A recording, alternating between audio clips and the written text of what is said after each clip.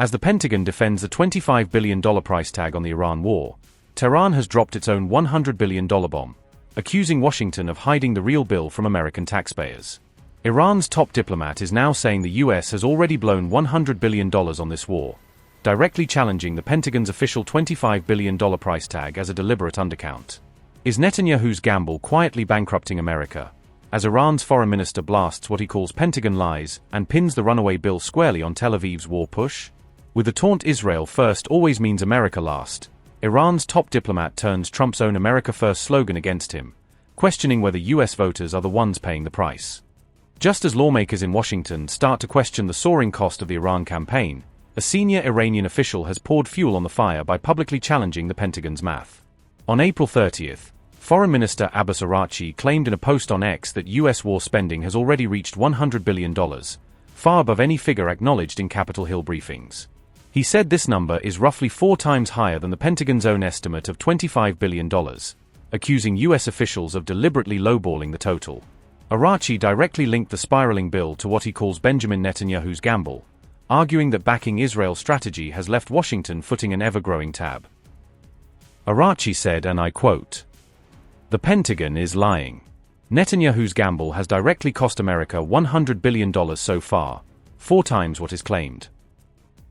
Indirect costs for US taxpayers are far higher. Monthly bill for each American household is $500 and rising fast. Israel first always means America last." Unquote.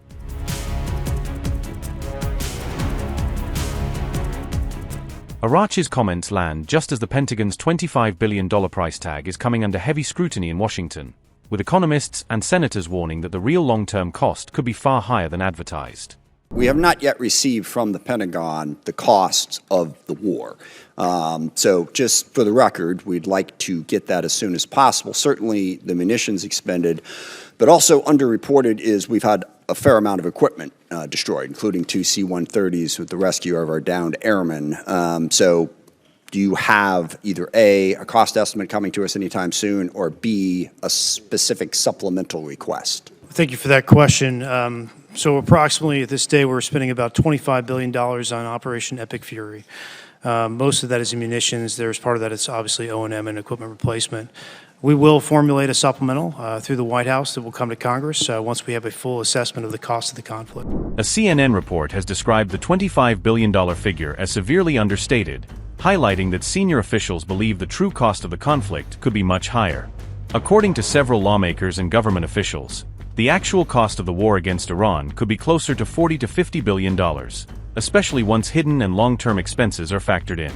The $25 billion number, presented by the Pentagon to Congress, largely reflects spending on munitions such as missiles, bombs, and precision strike weapons, rather than the full scope of the operation.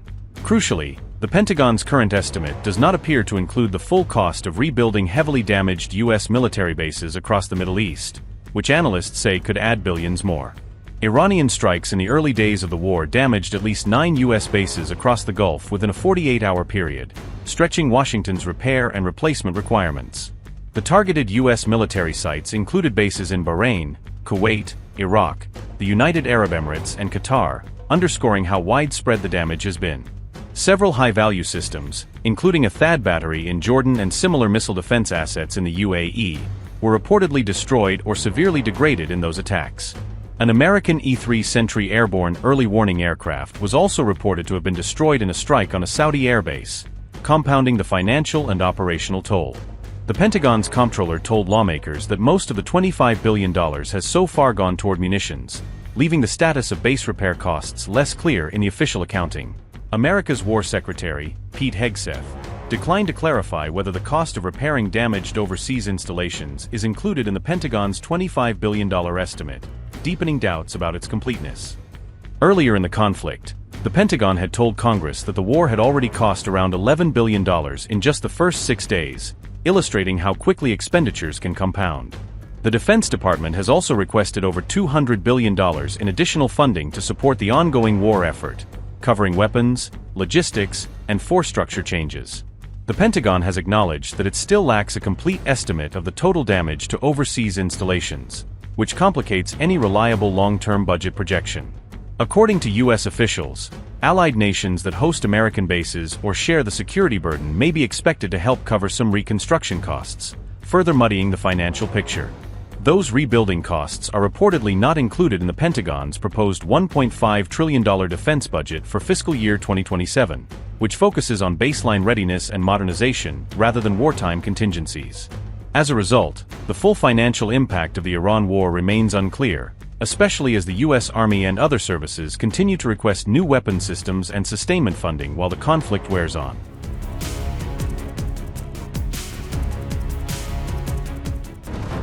Air defense sounds were heard in several parts of Tehran on April 30th, according to a report by Iran's Mehr news agency. Iran's air defense systems reportedly engaged drones and surveillance UAVs during the incident, as cited by Tasnim news agency. Some residents said they heard multiple blasts around 11 p.m. local time, according to accounts shared by Iranian blogger Vahid Online. Witnesses described repeated explosions followed by sustained defensive fire, suggesting a possible response to aerial threats over the city. The developments come amid rising tensions after U.S. President Donald Trump warned that American and Israeli attacks on Iran could resume soon. On April 30th, Donald Trump also said that Iran is dying to make a deal with the United States, signaling potential diplomatic pressure. Look, the country's doing really well, and that's despite a military operation. I don't call it a war. Would you rather have a military operation?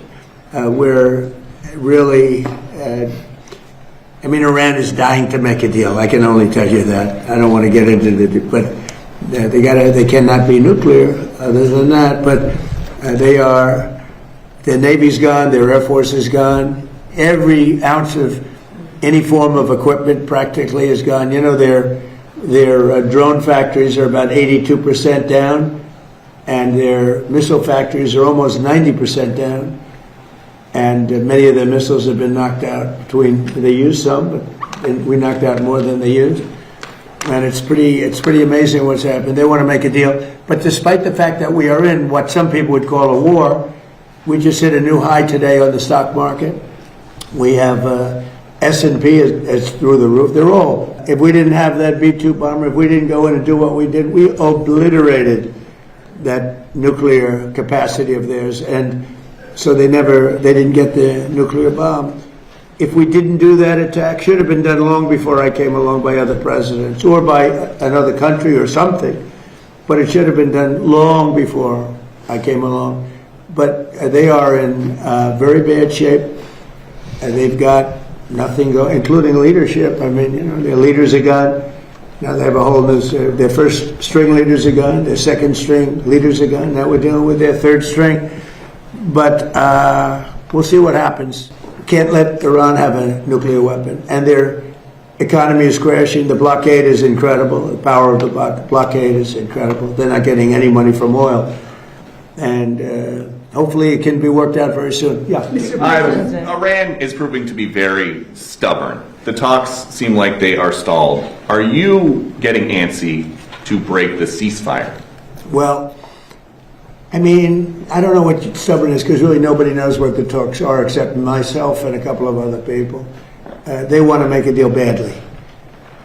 We have a problem because nobody knows for sure who the leaders are. It's a little bit of a problem, The leaders have been wiped out along with their military, almost all of their military. I mean, think of it. 159 ships was their total Navy. 159 ships are gone. They're underwater. They're way below sea level. Sea level is a big difference. Pretty deep waters over there, too. So, I don't know that we need it. We might need it. And on Iran, a little while ago, the president of FIFA said that when the World Cup is here in the U.S., the team from Iran will be playing in the games. Well, if Johnny said it, I'm okay. Did Johnny say it? He did. What if they Johnny win? Infantino, that's a piece of work. What if they win? Well, if they win, we'll have to worry about that. That's not. I'm going to have to worry about that one.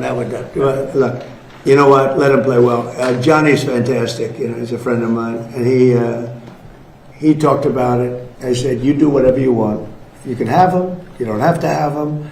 Probably have a good team. I don't know. Do they have a good team? Do you have any idea?" The fire is taking place in the lovely country of Iran, and they want to have a nuclear weapon. And if we didn't use this beautiful, see that plane right there, that beautiful B-2 bomber, it looks small there, but it's actually quite, it doesn't look very powerful there, but it's quite large, actually. We ordered 25 more of them, the updated version, all built in America, which is very nice, right? But if we didn't have that B-2 bomber, if we didn't go in and do what we did, we obliterated that nuclear capacity of theirs, and so they didn't get the nuclear bomb. If we didn't do that attack, should have been done long before I came along by other presidents or by another country or something, but it should have been done long before I came along. But they are in very bad shape, and they've got nothing going, including leadership. I mean, their leaders are gone. Now they have a whole new, their first string leaders are gone, their second string leaders are gone. Now we're dealing with their third string. But we'll see what happens. It's been an amazing period of time between Venezuela and where we're doing great. We're getting along with them great. We're working very closely with them. They're doing more oil now than they've done in many, many decades, actually. And they're making more money, and so are we. It's like a joint venture, to be honest. And we paid for the attack many times over. The attack, something you've never heard before, probably. I always used to say to the victor belong the spoils, but we paid for the attack, which is always expensive. But it was a less than 1 day attack. It was actually a 45-minute attack. And that's a good, they have good military in Venezuela, but they did not expect that and that and that and that. Other than that, when these suckers come at you at 2,500 miles an hour, at 25 feet off the ground, you say, this is not what I bargained for. This is no good. Anyway, and now, Venezuela was amazing, but now we're doing essentially, it's larger, but we're doing essentially the same thing in Iran. Can't let Iran have a nuclear weapon. And their economy is crashing. The blockade is incredible. The power of the blockade is incredible. They're not getting any money from oil. And hopefully it can be worked out very soon. Yeah. Iran is proving to be very stubborn. The talks seem like they are stalled. Are you getting antsy to break the ceasefire? Well, I mean, I don't know what stubborn is, because really nobody knows what the talks are except myself and a couple of other people. They want to make a deal badly. We have a problem because nobody knows for sure who the leaders are. It's a little bit of a problem, The leaders have been wiped out along with their military, almost all of their military. I mean, think of it. 159 ships was their total navy. 159 ships are gone. They're underwater. They're way below sea level. Sea level is a big difference. Pretty deep waters over there, too. So, I don't know that we need it. We might need it.